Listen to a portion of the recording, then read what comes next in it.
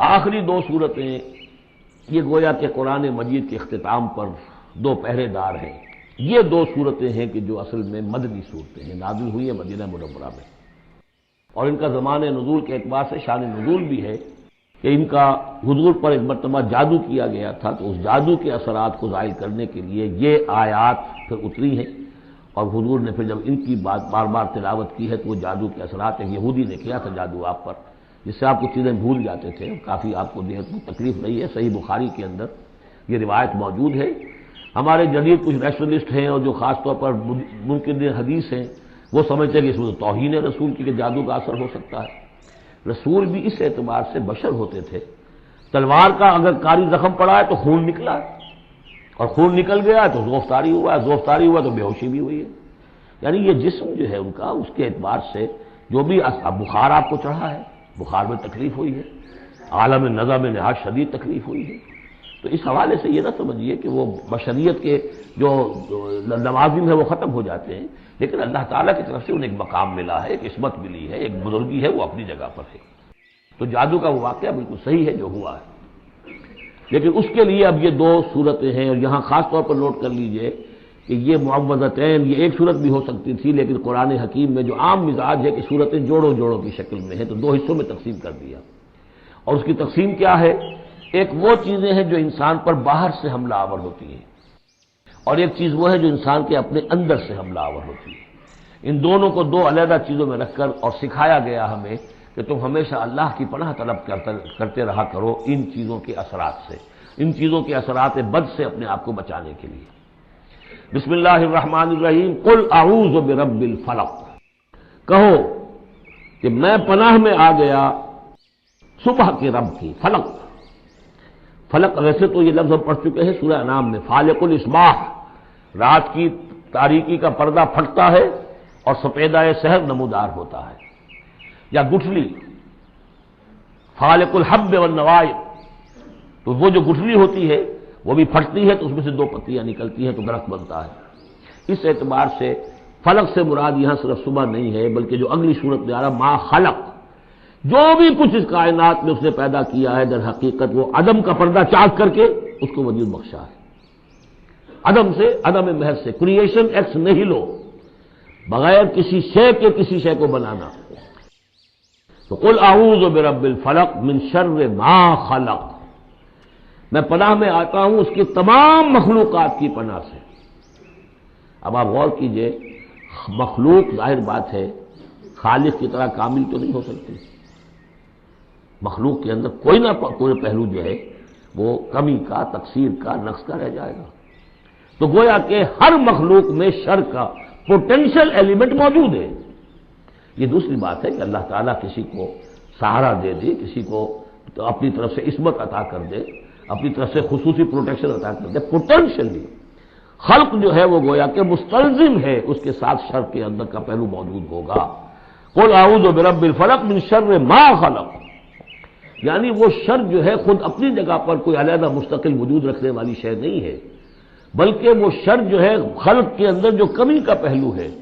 جیسے ہم نے انسانوں کے بارے میں پڑھا، خلق الانسان من عجل، انسان کی سرشت میں جلد بازی ہے، خلق الانسان ضعیفا، انسان کمزور پیدا کیا گیا ہے۔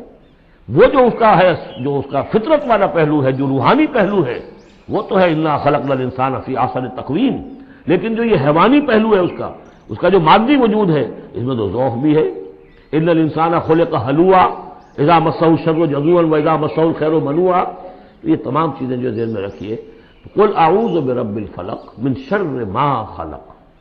جو بھی مخلوقات ہیں ان میں سے جو بھی شر کا پہلو ہے، میں اس سے اے پروردگار تیری پناہ میں آتا ہوں۔ ومن شر غاسق اذا وقب، خاص طور پر یہ رات کو ڈھانپ لینے والی جو ہے رات، اندھیرا، یہ ظاہر بات ہے اسی پھر رات کے پردے میں چوری بھی ہے، ڈاکہ بھی ہے، اسی میں پھر غول بیابانی جو ہے، شیاطین جن ہیں ان کا بھی جو حرکتیں ہوتی ہیں، پھر یہ ساری چیزیں جو ہے اسی کے سلسلے من شر غاسق اذا وقب، سانپ بچھو وغیرہ بھی اسی وقت نکلتے ہیں۔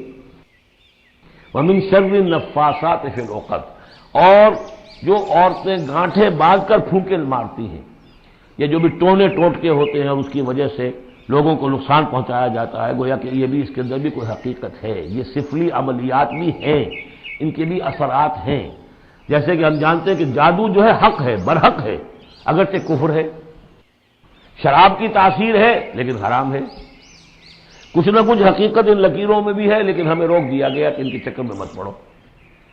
یہ جو منجمی ہے، نجوم کی حرکت، اس میں بھی کچھ نہ کچھ حقیقت ہے لیکن روک دیا گیا۔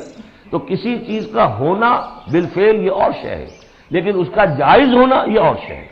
تو بالفعل یہ عملیات ہیں جو سے اچھے اعمال ہیں، اور ان کو جو ہے کوئی اچھے اوراد ہیں، اچھے وظائف ہیں، تو ان کے کچھ اثرات جو ہیں اچھے ہو سکتے ہیں۔ اسی طریقے سے اس قسم کی چیزوں میں جادو کے جو کلمات ہوتے ہیں ان کی بھی تاثیر ہے، اور وہ جو عورتیں جو ہے وہ جادو کرتے ہوئے، جس کو ہم کہتے ہیں کہ وہ تعویذ گنڈا وغیرہ جو ہوتا ہے، پھر وہ اس میں پھونکے مارتی ہیں، تو اللہ تعالیٰ سے میں ان کے شر سے بھی پناہ چاہتا ہوں۔ وَمِن شَرِّ حَاسِدٍ إِذَا حَسَدَ،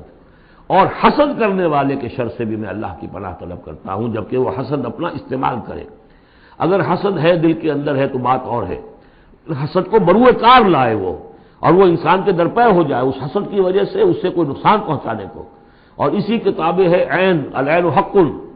کہ اگر انسان اس حاسدانہ نگاہ سے کسی کو دیکھتا ہے اس کے بھی اثرات ہوتے ہیں، اور اس دیکھنے کے بھی کچھ برے اثرات جو ہیں وہ ظاہر ہو جاتے ہیں۔ تو یہ تمام چیزیں اپنی جگہ پر ہیں، لیکن ان سے پناہ کرنے کے لیے